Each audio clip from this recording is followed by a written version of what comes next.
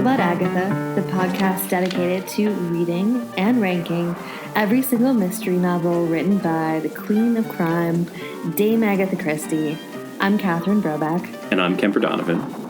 And this week, Kemper is super excited because it's 2 weeks in a row that we will have been doing his beloved Miss Marple. 2 of the best weeks of my life. I'm happy for you.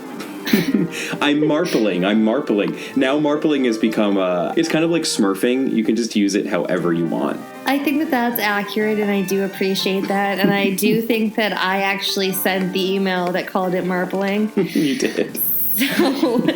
So I'm happy to contribute to your joy. As longtime listeners know, I have more complex feelings about Miss Marple. So, perhaps we'll explore some of those feelings in today's episode about The Companion. The Companion. So our story this week is The Companion, and it was first published in the Storyteller magazine in February of 1930 under a different title, which, I'm going to be honest, kind of gives the story away. Yeah, The Resurrection of Amy Durant. Yeah. That's not great. So, not great. And The Companion is ominous. Yeah, I think The Companion is a great title. Yeah. It could be a sexy thriller. Ooh. But do you know what I mean? Like, it could either be a thriller starring Beyonce, or it could be a drama starring, like, Julie Christie. I like all of these options more than I think I like this story. Let's talk about this story. Let's talk about our victim. Our victim is, not surprisingly given that original title, Amy Durant, who is a companion to one Miss Mary Barton, a wealthy English lady. These two ladies are on holiday abroad. They're kind of on holiday. They're wintering in the Canary Islands. Right. That's true. I guess it's long. It's a bit longer than holidaying would suggest, isn't it? Yes. So poor Amy Durant, she struggles when swimming while Miss Barton tries to save her, and eventually they're saved by a local fisherman who pulls them out of the drink. But it's too late for Amy. She dead. Totally deceased. And so our only suspect is Miss Mary Barton, her employer, who's the only person with her when she's drowning. Although I suppose you could argue that the cruel sea is the other suspect. Mm-hmm. It gives, but it also takes back everything it gives. It does. Let's see. It does do that. You know, Poseidon could be a suspect. He wanted another mortal, and he just took it. So let's talk about the world as it appears to be. We are back, of course, and our second version of the Tuesday Night Club, Take 2, Tuesday Night Club. Mm-hmm. We're at that dinner table of the Bantrys, Colonel Arthur Bantry, his wife Dolly, but we do have Miss Marple, of course, and we have Sir Henry Clithering, late of Scotland Yard, and then once again, Jane Hellier, famous stage actress, who we begin to learn in this story is quite dumb. Huge dum-dum. Huge dum-dum. And Dr. Lloyd, who is a middle-aged doctor. And who Jane kind of has a thing for. This is a theory of yours, Catherine. I think you're just maligning poor Miss Jane Marple. She does not have a thing for men. Not Jane Marple, stage actress Jane. We do have two Janes in this story. Jane Hellier has a thing. Oh, I don't even think she really has a thing for him. I think she's just... And we talked about the lady-on-lady misogyny that was going on. Oh, and we have it again this week. Yeah, and it feels a little bit like just the depiction of Jane Hellier. It's harsh because she's vapid, she's idiotic, and she also seems to be the kind of woman who just enjoys attention from men and requires it. Like, that's kind of all she lives for. She's not depicted in a great light. And honestly, that's all tangential to the story. I mean, that has nothing to do with the mystery. She's not telling the story. But she does feature pretty prominently in this one. Yeah. And obviously this was written before Marilyn Monroe was a thing, but I was picturing like a really bad Marilyn Monroe impersonation. Like Jean Harlow? Was Jean Harlow around in 1930? Yeah. Breathy, kissing up to Dr. Lloyd. Boop, boop, be-doo. Yeah, just like that. Basically, we're also picking up right after the exciting events of the Blue Geranium. Jane's really into this now. And she's like, let's do another spooky story. You know who she kind of is? Do you remember the Kristen Wiig skit where she played a sort of vapid sex pot? Oh, look, hot caramel for apples. Oh, isn't it funny how some people say caramel and other people say caramel, but nobody says caramel? Anywho, Jane is in the mood for more murder. And since she's already kind of flirting with Dr. Lloyd, she essentially browbeats him into coming up with a spooky story. And he has a very difficult time because he seems like a completely uninteresting man.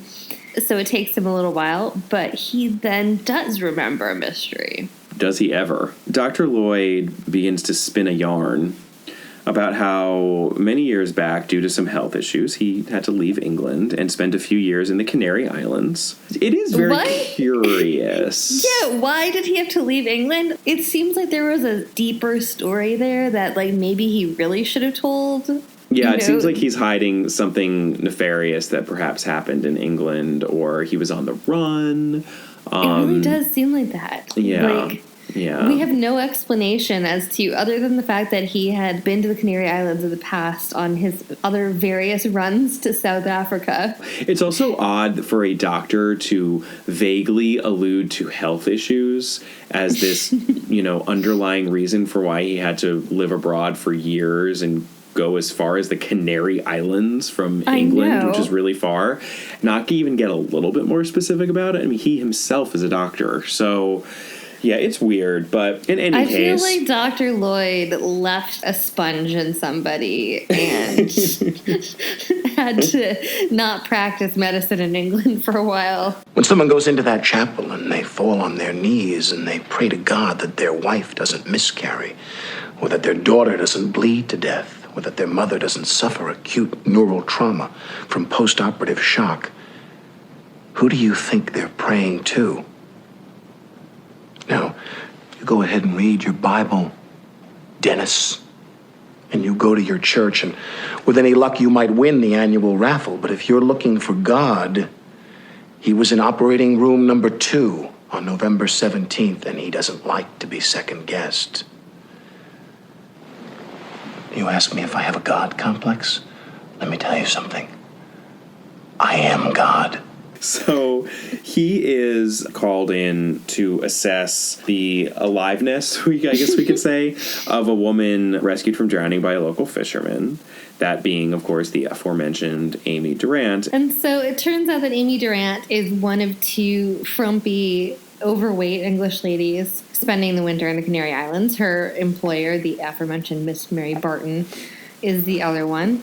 Well, but by the way, doesn't the doctor see the 2 women? He sees the 2 He sees them the day before the drowning. He remarks on the fact that they seem so spectacularly uninteresting, and they're such a type, both of them, that they're the upstanding, respectable English woman who nothing ever happens to. And he contrasts them with this woman who's dancing, and she's not a dancer necessarily herself, but she's of Spanish extraction, and she's dancing, and she's just seems so glamorous. And and she's slender and lithe, and these 2 English ladies are in tweed, and right, and he thinks basically like that woman's going to have such an exciting life, and nothing interesting is going to happen to these women. And of course, the Spanish dancer lady ends up marrying a clerk and having has 5 kids yeah. And then is incredibly overweight, which he definitely comments on. Mm-hmm, of course, because apparently, I mean, this is becoming a runner in Christie, but yes. Right. And then these 2 ladies are the ones who are at the center of this mystery that he then tells. We should say he's called on to assess the state of this drowned woman, but not in a official capacity. He basically just happens to be out and about, right? When Correct. These women are dragged out of the water, and they say, they do the stereotypical, is there a doctor anywhere? And he happens to be right there, so he runs over. Yeah, and so Miss Mary Barton is apparently so traumatized by the incident that she glances back at him while he's trying to resuscitate Amy Durant. And with this, intensely anxious look, right? Correct. And then she very intensely goes back to the hotel while everybody else remains on the beach. Mm-hmm. Miss Mary Barton does go back to England. Right. Like a month later. She's missing her companion. as Yeah, the and title would suggest. And she's very grief-stricken, and she doesn't say or do anything wrong. No. You know, and the doctor doesn't really have anything to critique about her behavior, but he just feels like something's off, and he can sense that she senses that he thinks something is off. So it's kind of this weird, not like a cat and mouse game, but there's just a level of discomfort there. And she seems to be eager to leave, even though he's really not basing that on anything other than a sort of sixth sense about the whole situation. Except for one thing, because he did hear from a passerby on the beach that during the drowning, it looked like maybe one of the women was trying to force the other one under the water. But A, it was from some distance from the beach. Right. And B, drowners flail. It's a well-known fact about drowners. It's actually very common when you're trying to save a drowning person that they almost drown you, and you just kind of have to give them up. And it could easily look as if you were trying to drown them because you're just tussling. Yeah, absolutely. So there are other witnesses that say no, it's as Mary Barton said. So there's just one witness that claims that.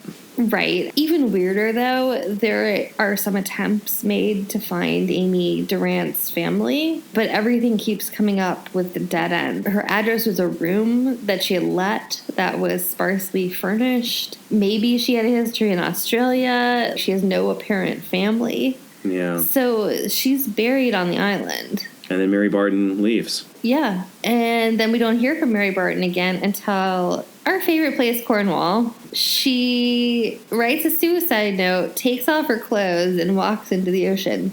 Apparently taking off your clothes is something that people like to do in Cornwall. You know what people say of us? Yes. If we behave like this, it will be true. Then let it be true. Can't keep a shirt on in Cornwall, apparently. You know, it's very hot, taking down that wheat. Southernmost tip of England, right? Lots of seafaring, pirates. So they're in Cornwall. She wanders off into the water to her demise, but the body is never found. And so the suicide note... But she wrote a note, right? She writes a suicide note. She writes a suicide note, implying that she can't live with what happened to the Canary Islands. When she says she can't live with it, just meaning that she feels really bad that she let that happen? It's ambiguous. Yeah. She writes, I tried to speak to the vicar yesterday to confess all, but was not allowed. She would not let me. I can make amends only one way, a life for a life, and my life must go the same way as hers did. I, too, must drown in the deep sea. I believed I was justified. I see now that that was not so. If I desire Amy's forgiveness, I must go to her. Let no one be blamed for my death. Mary Barton. Obviously, she had a guilty conscience. That's what's trying to be conveyed by this suicide note. But it's unclear whether that guilty conscience is coming from the fact that she just thought she could do more to save her friend, or did she actually kill her? Right. Ambiguous. And no body. Let's just remember that. And no body. Yeah, so we have a suicide note and we have clothes, which we have also seen in a story within this collection. Let us never forget the charming town of Rattle and the bloodstained pavement. Also in Cornwall. The bloodstained pavement in Rattle. We had clothes that were left by a cliffside and a presumed death. Did that turn out to be an actual death, Catherine? Oh, it did not. Do we perhaps have a similar situation here? Oh, I think we might. Let's talk about some clues in the world as it actually is. So, clue number one is, I guess it's that frumpy middle-aged English ladies are indistinguishable from one another, which is a super upsetting commentary on both the male gaze and, I don't know, the role of middle-aged ladies in society. And there are a lot of major reasons why I think this is upsetting, but it is, unfortunately, our major clue. Yeah. Here's the deduction, folks. Mary's the rich one. Amy's her employee. So if we think that one of them killed the other one, why would you kill Amy, who's the poor one? Well, the companion. I mean, you wouldn't. Mary, the employer, has no motive to kill Amy, the employee, but Amy, the employee, has an obvious motive to kill Mary, the employer. Right. And so, funny story, if society just thinks that you're indistinguishable to begin with, makes it a lot easier to do a switcheroo. Yep, you might as well run with that. And Dolly Bantry actually has that idea when they're all brainstorming, which is always a favorite part of these stories because everyone says idiotic things except for Miss Marple. Right. But she actually doesn't say an idiotic thing. Dolly Bantry is right. It's just that she does not have the audacity that Miss Marple does to then take that one step further and say, no, that must be what happened. Amy Durant was Mary Barton and vice versa. The big clue, the thing that Miss Marple asks about, is she asks Dr. Lloyd if Mary Barton gained weight after the death of Amy. It's the classic Miss Marple asking a question out of the blue that makes no sense and then gets an affirmative or knowing answer from the person who knows the solution to the mystery. Right. This actually makes a lot of sense, but it's also so far out in left field. But what Miss Marple is asking really is not that Mary Barton gained weight, because Mary Barton wasn't Mary Barton, she was Amy. And so Amy was having to wear Mary Barton's clothes, right, which didn't fit her. Because it was specified when we were introduced to Amy Durant and Mary Barton that one of the women was slightly larger than normal and the other was slightly smaller or thinner than normal. Right. Miss Marple essentially makes the point, well, of course, Dr. Lloyd wouldn't have known that because he would have just seen a woman with her clothes ill-fitting and thought that she had gained weight, not that she was wearing somebody else's clothes. I actually like this clue because I think that it's a little bit of a contemporary clue, or a clue that you can tell is from 1930, because Amy Durant posing as Mary Barton had to wear Mary Barton's clothes because she had to play the role of a rich woman and the employer.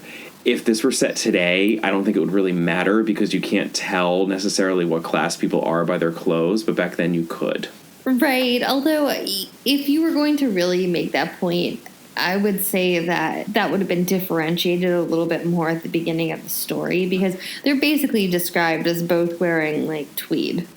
Sure, they're seen together. So obviously, I mean, that cuts against my point, because if their clothes are really of that different quality, at that point it would have been obvious which was Mary Barton and which was Amy Durant. So they can't be that different. But No. it's not ridiculous that she would wear the other woman's clothes after the murder had happened because of that issue. But if you said that in present day, you'd be like, why bother? Just wear your own clothes. Who cares? You know? Right. The resolution here is also really weird, because then it turns out that Dr. Lloyd, sometime later, has traveled to Melbourne. And Shout out to Australia. Shout out to Australia. And apparently Amy is now living in Australia supporting like a family of 5. And I guess that they'd essentially not received financial support from their uptight English relative, which is real Mary's family. So Amy created this whole murder plot so that she could kill off Mary, then pretend to be Mary, so that she could then die, and then the money would go to her actual family. So Amy is an actual relative of Mary Barton. It's Correct. Just that she pretended to be a stranger named Amy Durant. And then once she, posing as Mary Barton, quote unquote, died from that suicide, the money went to her surviving relatives, which were her family in Australia. Right. And then to make it even weirder, Dr. Lloyd comments that, well, she didn't look exactly in good health when I saw her. So, like, you know, what was I going to do about it anyway? And then she died 6 months later. And he implies that the family, in that they were so impoverished, they actually had a real need for that money. And that the murder plot was essentially justified. I was like, this is not a Jean Valjean stealing bread situation here, people. Who am I?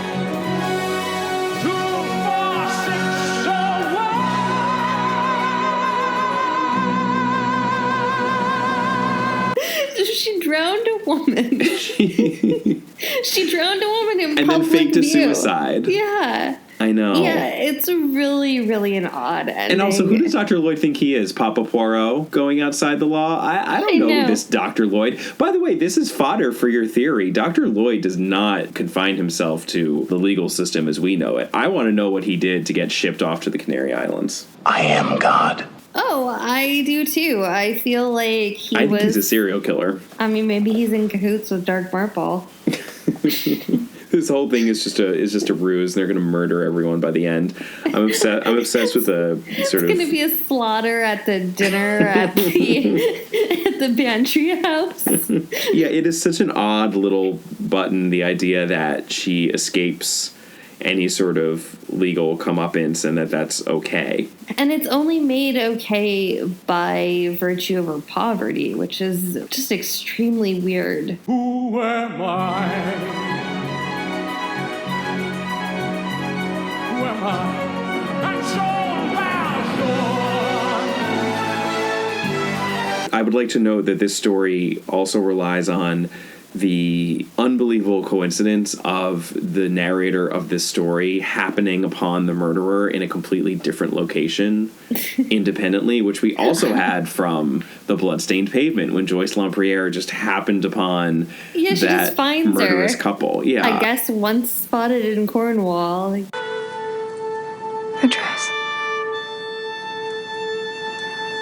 It unfastens down the back. It's also really funny because it takes Dr. Lloyd forever to come up with a story. And it's a little bit like, well, I'm pretty sure I'd remember this one. Maybe it's his story. He is Amy Durant. Maybe that's actually a secret about his time spent in the Canary Islands. There is also a runner with Miss Marple making one of her analogies to village life and a Mrs. Trout, who seems to be another real gem of St. Mary Mead. Oh, I mean, St. Mary Mead does not have that many residents. How can so many of them be this foul?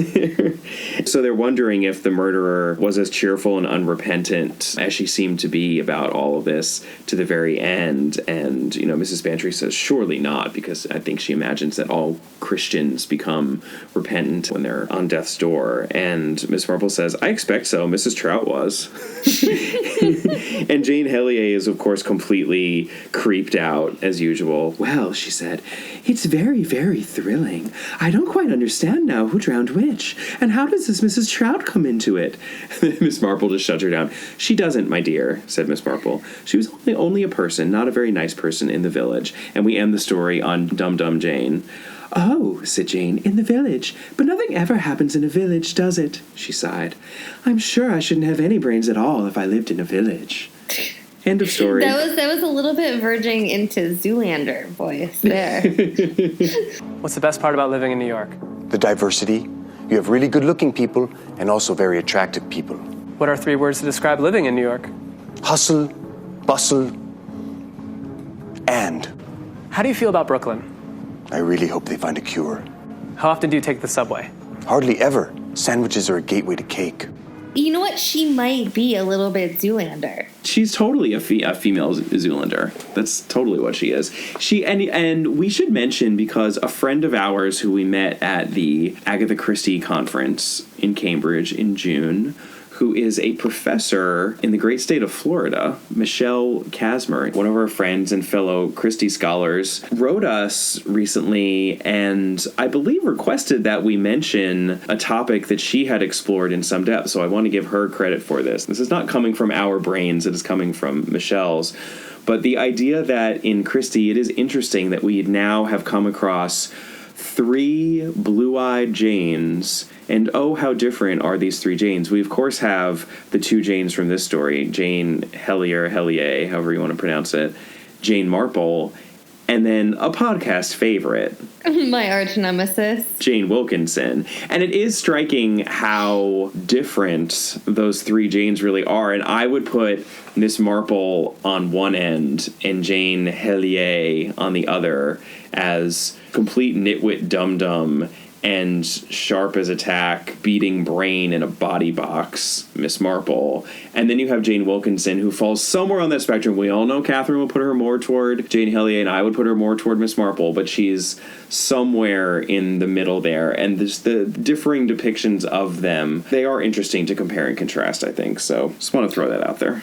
Yeah, I mean, that is interesting. So long as we're on my constant topic of the women of Christie, this is the second story that has really problematic gender dynamics in it. So, one, the relationship between these two women, which we don't actually get that much insight into, to be honest. Between Mary Barton and Amy Durant. Yeah. We don't get that much insight into them, although we do have to assume that Amy Durant has operated outside of some kind of desperation. Sure. There's that, but then the fact is the entire mystery hinges on this dismissal of what women look like. Yeah, the interchangeability of women who are less than beautiful. Absolutely. And the only way to identify a woman is by her beauty, and if she's not beautiful, then she's faceless. Right, and I mean, we've talked about this a little bit with Miss Marple, that she's non-sexual, right? Mm-hmm. So that's how Miss Marple can kind of just skate, because nobody pays attention to her because she's an old spinster. Mm-hmm. And so, you know, these two women in this story end up in this situation because literally nobody who has seen them can tell them apart. Right. Even though they don't particularly look alike. No, they don't, because, again, they are not sexual objects. Like the Spanish dancer is a sexual object. Right. And so she's noticed by all the men, and they could all identify her, whereas these two Tweety Frumsters. And by the way, Amy Durant then travels the world on Mary Barton's passport. So every time anyone checks her passport, they're looking at a photo and not seeing her. So it's not just the people in confined to that, you know, that one Canary Island. It's everywhere. Right. And so it's literally an issue of women not being seen. And I mean, that's really a running theme for Miss Marple too. Mm-hmm. For a story that there's not like a lot in it, it's pretty slight. Mm-hmm. Sure. What is in there is worth chewing on.